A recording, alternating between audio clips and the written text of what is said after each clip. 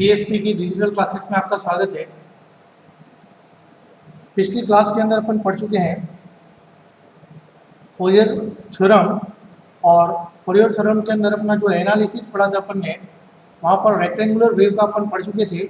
आज जो एनालिसिस पढ़ेंगे अपन यहाँ पर, वो पढ़ेंगे एनालिसिस ऑफ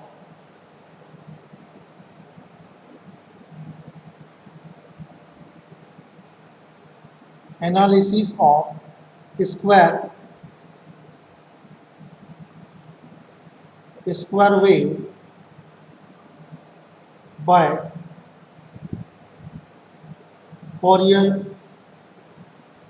फोरियर्स थ्योरम। यानी अपने पास जो है स्क्वायर वेव यानी वर्गाकार तरंग का फोरियर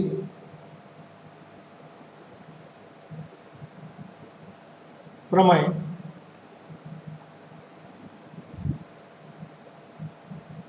से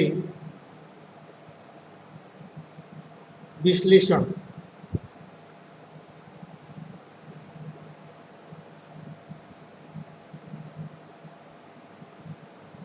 ये जो है अपने पास इसके अंदर अपन पढ़ेंगे फोरियर जो थ्योरम है, उससे अपन स्क्वायर वेव के बारे में इसके अंदर पढ़ेंगे।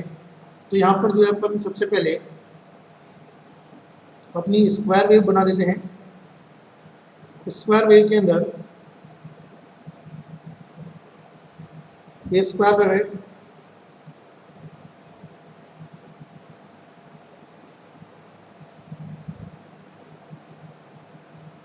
इसके अंदर जो है अपना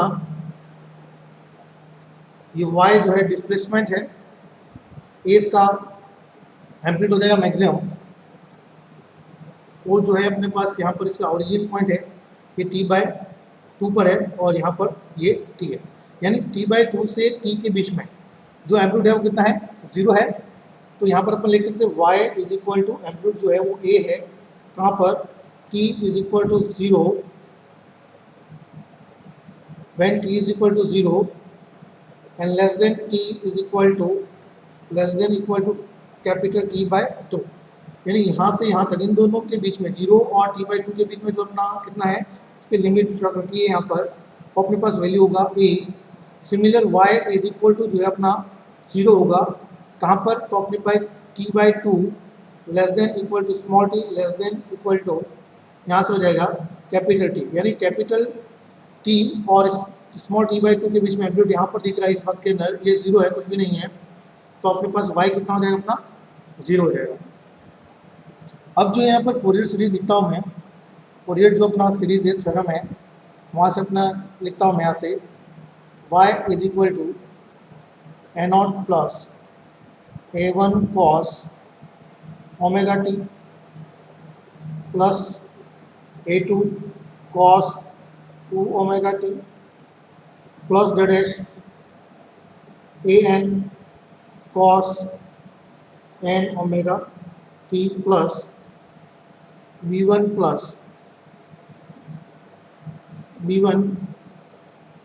sin omega t plus v2 sin 2 omega t plus v3 sin 3 omega t plus dash up to plus vn sin n omega t। ये जो अपना फोरियर थ्योरम जो अपन पढ़ चुके थे, उसके अंदर ये अपना सीरीज का फॉर्मूला जो अपन आगे भी लिख चुके हैं, और इसको मैंने वापस यहाँ पर लिखा है। इसके अंदर देखें तो सबसे पहले जो अपन को एवेल्यूएट करना है, ए एन का वैल्यू जो है वो अपन को एवेल्यूएट करना है, a0 का वैल्यू जो है वो एवेल्यूएट करेंगे, और bn का वैल्यू जो तीन अपन पहले भी कर चुके हैं, उन तीनों को अपन को एवेल्यूएट करना है, फाइंड आउट करना है। तो सबसे पहले यहाँ पर अपन a0 को फाइंड आउट करते हैं। तो a0 को डिटरमाइन करना है, फाइंड आउट करना है यहाँ पर। तो ए नॉट के लिए सबसे पहले यहाँ पर ध्यान देंगे कि अपने पास जो फॉर्मूला था a naught is equal to 1/t integration 0 to t y dt, ये जो है अपना फॉर्मूला था ए नॉट को इवेल्यूएट करने का। इसी के अंदर जो है अपना लिमिट रखेंगे अपन सबसे पहले a naught is equal to 1/t, limit रखेंगे 0 से t/2 y dt प्लस 0 से यहाँ से 0 नहीं हुआ, लिमिट इसकी हो जाएगी t/2 से t, इसको अपन ने ब्रेक कर दिया 0 से t/2 में और t/2 और t में y dt 1/t इंटीग्रेशन 0 से t/2 y कितना है पहले में देखेंगे 0 से t/2 में, तो अपने पास यहाँ पर देखेंगे तो ये अपने पास जो आ रहा है वो a आ रहा है, तो इसके अंदर a dt होगा प्लस t/2 और ये t ये हो जाएगा 0 dt, तो ये वाली जो टर्म है वो अपना 0 हो जाएगा। तो a naught is equal to 1/t 0 से t/2 a dt ये जो है अपना पास यहाँ पर वैल्यू आएगा। अब जो है यहाँ पर इसका इंटीग्रेशन करेंगे एज इट इज रहेगा 1/t और a जो है अपना कॉन्स्टेंट, इसको बाहर ले लेते हैं और t का इंटीग्रेशन होगा इस dt का, तो t आएगा और लिमिट जो है 0 से t/2 हो जाएगी। ए नॉट इज इक्वल टू जाएगा यहाँ पर अपने पास जो है a/t इंटू लिमिट रखेंगे t की जगह t/2 माइनस 0, तो यहाँ पर जो है a naught is equal to a/t into t/2, t से t cancel, a naught is equal to हो जाएगा a/2,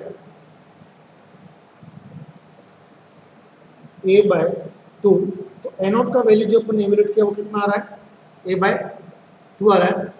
उसी के साथ जो है अपने पास सेकेंड वैल्यू अपन को डिटरमाइन करनी है, वो फाइंड आउट करना है अपने पास an का वैल्यू इवेल्यूएट करना है। तो an का फॉर्मूला क्या है, तो an का फॉर्मूला था यहाँ से जो अपन लिख चुके पिछली क्लास के अंदर 2/t 0 से t y cos n omega t dt, ये जो अपना फॉर्मूला अपन लिख चुके हैं। तो इसी फॉर्मूले को अपन वापस यहाँ पर लिखेंगे और इसके अंदर जो है लिमिट अपन रखेंगे, जो लिमिट अलग अलग ब्रेक करके लिखना है अपन को, तो यहाँ पर an is equal to 2/t, इसको लिखेंगे 0 से लिमिट पहले लिखेंगे t/2 y cos n omega t dt plus t/2 t से y cos n omega t dt, ये जो अपने पास लिमिट होगी कुछ इस तरह से। इसके अंदर 2/t इंटीग्रेशन 0 से t/2 y अपने पास इसके अंदर पहले कितना था, तो a था, तो a रख देंगे यहाँ पर cos n omega t dt plus integration t/2 t 0 into cos n omega t और dt, ये जो वैल्यू अपना क्या हो जाएगा 0 0 के साथ मल्टीप्लाई होगा तो 2/t, यहाँ पर a को जो है मैं बाहर लेता हूँ तो 2a हो जाएगा, इंटीग्रेशन होगा 0 से t/2 cos n omega t और dt, इसका जो अपन इंटीग्रेशन करेंगे तो यहाँ पर इंटीग्रेशन होगा 2a/t इंटू, तो इंटीग्रेशन होगा अपना cos का इंटीग्रेशन होगा sin n omega t upon n omega t का होगा, तो यहाँ पर क्या होगा n ओमेगा क्या हो जाएगा, डिवाइड हो जाएगा यहाँ पर 0 से t/2, 2a अपॉन कितना होगा t एज इट इज, और जो n ओमेगा है इसको मैं बाहर लेता हूँ यहाँ पर, तो अपन लिख सकते हैं यहाँ पर n omega t sine n omega t 0 से t/2। अब जो है अपन लिमिट रखेंगे यहाँ पर तो 2a upon N omega, omega का वैल्यू है 2 pi upon T into capital T, यहाँ से into sine N into 2 pi upon capital T into small T, 0 से टी बाई 2। यहाँ पर टी से टी कैंसिल, यहाँ 2 से 2 कैंसिल, तो a अपॉन अपना बच रहा है n पाई, और यहाँ से हो जाएगा साइन 2 पाई एन टी, 0 से टी बाई 2। अब इसको लिमिट को रखेंगे, तो लिमिट रखने पर अपने पास देखेंगे a upon N pi sine 2 pi N into T की जगह वैल्यू होगा टी बाई 2, अपने पास ये टी आएगा यहाँ पर नीचे, यहाँ पर भी टी आएगा, तो अपने पास जो है माइनस, जब जीरो पुट करेंगे इसके साथ टी का मल्टीप्लाई होगा 0, तो ये पूरा वैल्यू जो है यहाँ पर 0 होगा, यानी साइन 0 0 ही होगा। तो अपने पास स्टेप लिखेंगे यहाँ से a n is equal to a n pi, a n pi, और यहाँ पर देखेंगे टी से टी कैंसिल हो रहा है, 2 से 2 कैंसिल हो रहा है, यानी क्या बचा है sine N pi minus sine 0।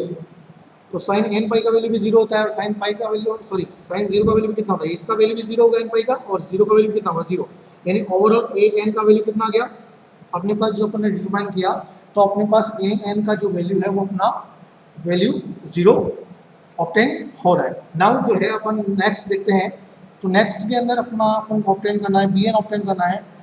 तो बी एन को ऑब्टेन करने के लिए सबसे पहले आप देखेंगे यहाँ पर बी एन को ऑब्टेन करना है, बी एन को इवेल्यूएट करना है, तो बी एन का फॉर्मूला क्या है, B N is equal to 2 by T 0 से टी इंटीग्रेशन 0 से T Y sine N omega T D T. इसी को अपन लिखेंगे वापस से यहाँ पर ब्रैक करके लिखेंगे B N is equal to 2 by T, इसको लिखेंगे 0 से T by 2 Y sine N omega T D T plus T by 2 से टी इंटीग्रेशन वाई साइन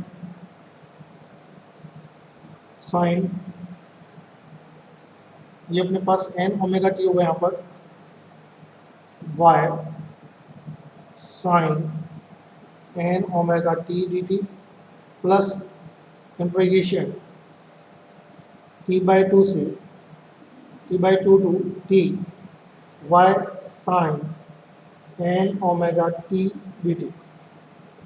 ये जो अपने पास होगा, इसके अंदर y का वैल्यू जो है अपने पास पहले a होगा और इधर कितना होगा 0 होगा, तो B N is equal to 2 by T, limit रखेंगे यहाँ पर इंटीग्रेशन 0 से T by 2 a sine N omega T D T plus T by 2 से T 0 into sine N omega T D T.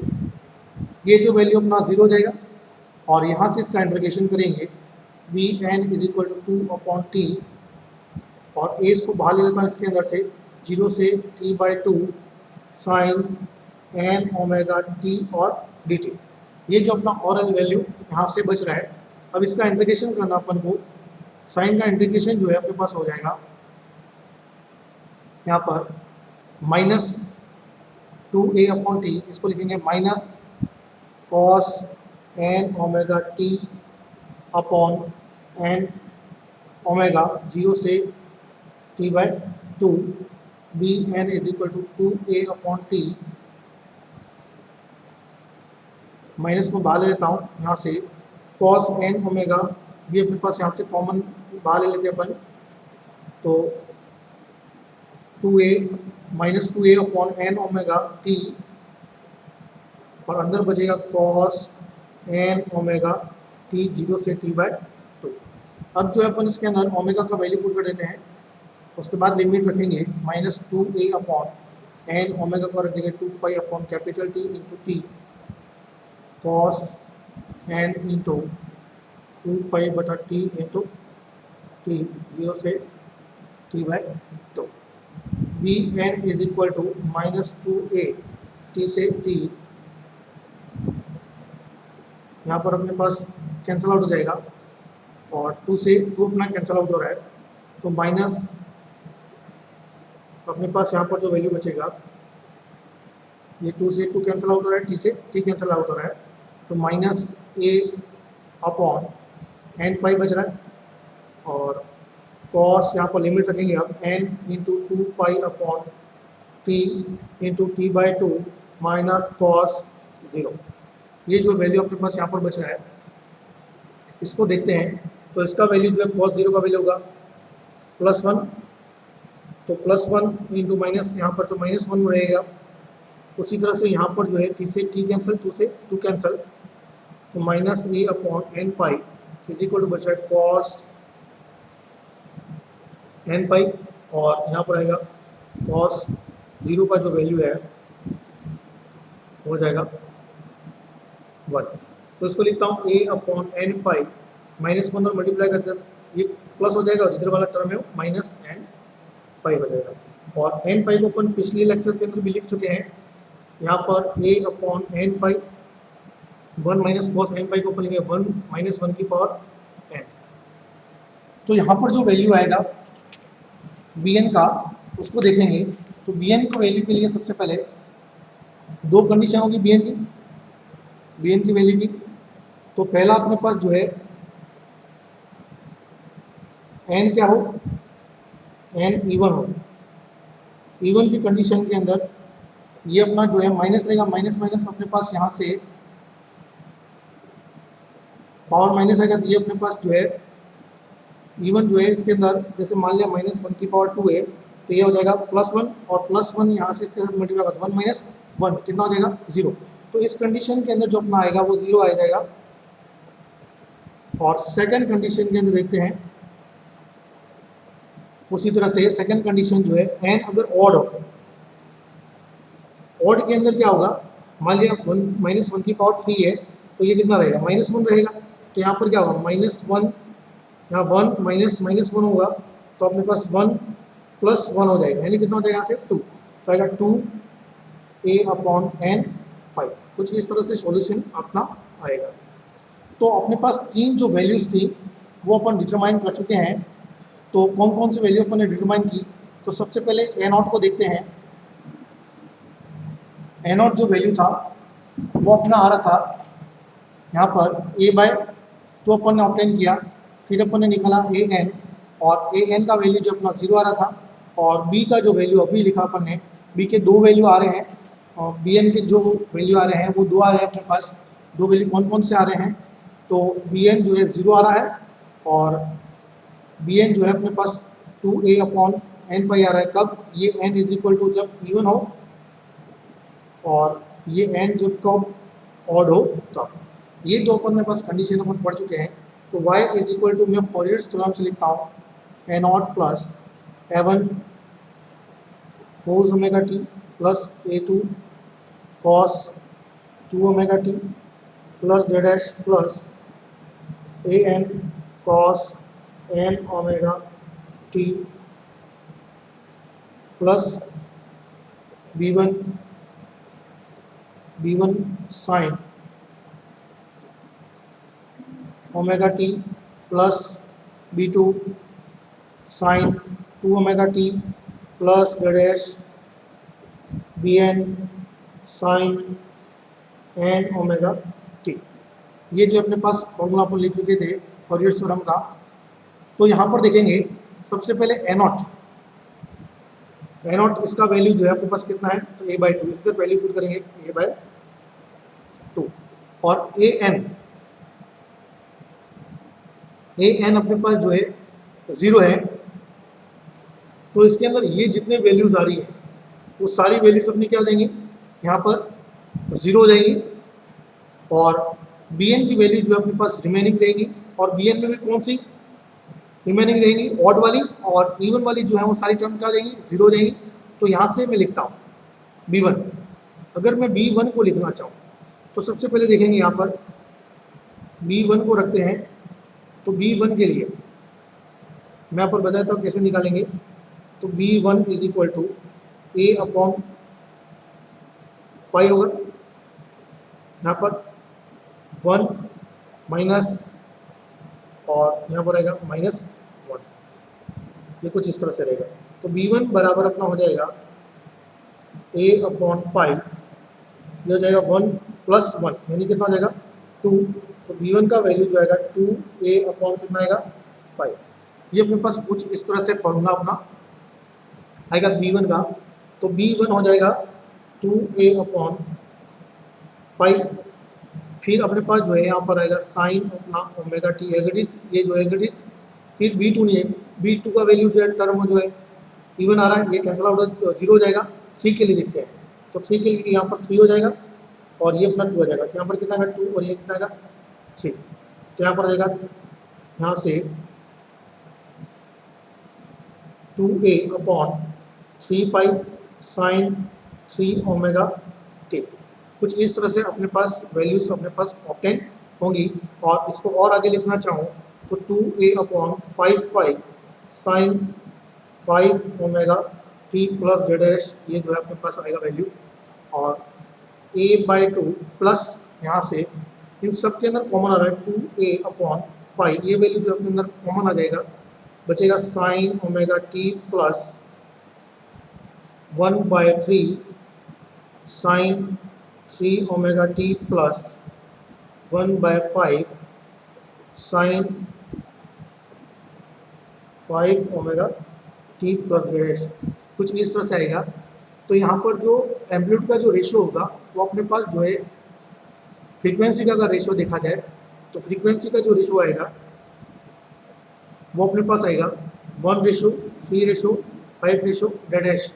और ये एम्पलीट्यूड का रेशियो देखा जाए तो एम्पलीट्यूड का जो रेशियो है आएगा वो अपने पास कुछ इस तरह से आएगा। एम्पलीट्यूड का जो रेशियो है 1:1/3:1/5:1/7/, कुछ इस तरह से आएगा। ये जो अपन स्क्वायर वेव एनालिसिस अपन ने पढ़ लिया। आगे जो नेक्स्ट क्लास के अंदर अपन पढ़ेंगे स्वतुत वेव यानी आरागंती जो है तरंग का विश्लेषण जो है अपन इसके अंदर पढ़ेंगे नेक्स्ट क्लास के अंदर। Thank you.